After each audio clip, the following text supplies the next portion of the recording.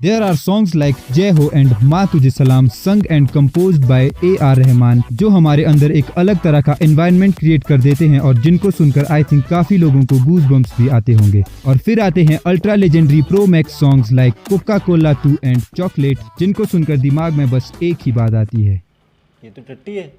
But look at his views. Almost every video has crossed 100 million views. This is beyond science. I don't know कौन Tony Kakkar के songs को इतना पसंद कर रहे हैं। इंटरनेट पे लाखों सॉन्ग्स अवेलेबल हैं, लेकिन ऐसा क्यों होता है कि कुछ गाने डायरेक्टली ट्रिगर करते हैं हमारे दिमाग को कि वो कुछ केमिकल्स रिलीज करके हमारे रोंगटे खड़े कर दे। और सबसे बड़ी बात, हमें गूज बम्प्स आते ही क्यों हैं? और बिना वजह दिमाग कोई काम नहीं करता। गूज बम्प्स का कहीं ना कहीं कनेक्शन है हमारे सर्वाइवल से। मेरा नाम है साहिल और आपका स्वागत है डोंट अंडर एस्टिमेट साइंस की एक और नई वीडियो में।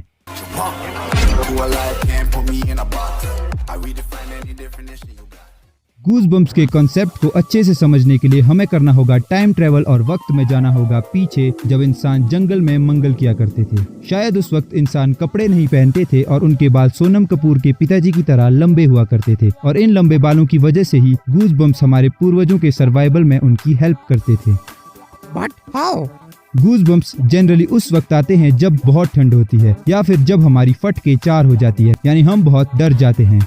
हम ठंड को सेंस कैसे करते हैं इस पर मेरी ऑलरेडी वीडियो बन चुकी है। इस वीडियो के बाद अगर आप चाहें तो उसे देख सकते हैं। पर ठंड लगने के बाद शरीर को गर्म कैसे रखा जाए उसके लिए भी दिमाग एक हार्मोन रिलीज करता है जिसे एड्रेनलिन कहते हैं, और ये हमारी किडनीज के ऊपर मौजूद एड्रेनल ग्लैंड से निकलता है। और यही हार्मोन कारण है गूज बम्प्स आने का, क्योंकि जब ये हार्मोन रिलीज होता है हमारी स्किन के नीचे की मसल एरेक्टर पिलाई कॉन्ट्रैक्ट हो जाती है और स्किन के ऊपर के बाल खड़े हो जाते हैं। और क्योंकि हमारे पूर्वजों के बाल लंबे हुआ करते थे, इसलिए ये खड़े बाल यानी गूज बम्प्स उन्हें ठंड से बचाने का काम करते थे। इसके अलावा एड्रेनलिन तब भी रिलीज होता है जब हम बहुत ज्यादा डर जाते हैं। एक सिचुएशन इमेजिन कीजिए। मान लीजिए आप एक जंगल में से गुजर रहे हैं और आगे बढ़ते बढ़ते आपको अचानक से एक भालू दिख जाता है। मान लीजिए भालू सोया है और उसने आपको अभी तक नहीं देखा।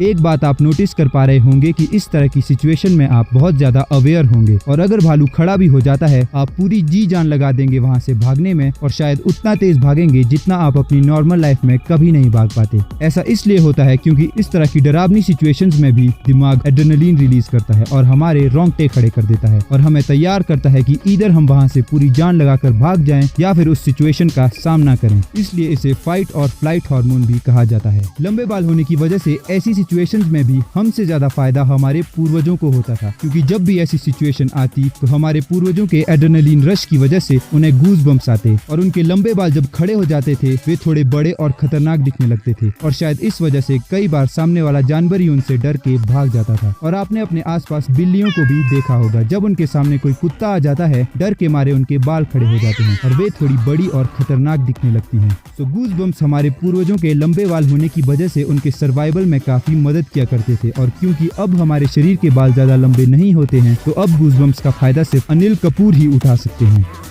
But how music and goosebumps are related?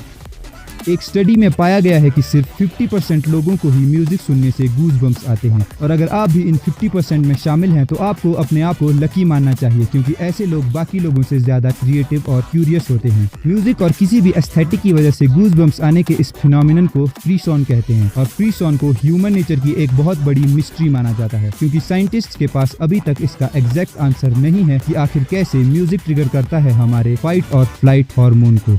लेकिन कुछ स्टडीज बताती हैं कि कई बार आपके स्ट्रॉन्ग इमोशंस भी एड्रेनलिन को रिलीज करने का काम करते हैं, या फिर जब आप एक्साइटेड या थ्रिल्ड महसूस करते हैं उस वक्त भी एड्रेनलिन रिलीज होता है। और कुछ गाने जैसे A.R. रहमान का जय हो और माँ तुझे सलाम एक तरह से हमारे अंदर एक्साइटमेंट और थ्रिल पैदा कर देते हैं, इसलिए इन गानों को सुनने से गूज बम्प्स आ जाते हैं।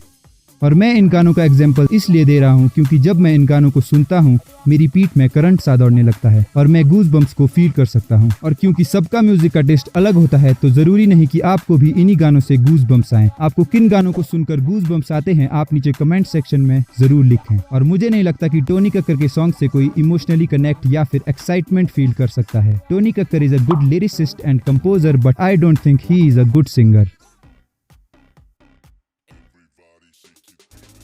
वीडियो अच्छी लगी हो तो लाइक शेयर सब्सक्राइब और उस बेल आइकन को ऑल पे सेट कर दीजिए ताकि मेरी आने वाली वीडियोस की आपको डायरेक्ट नोटिफिकेशन मिलती रहे। जय हिंद।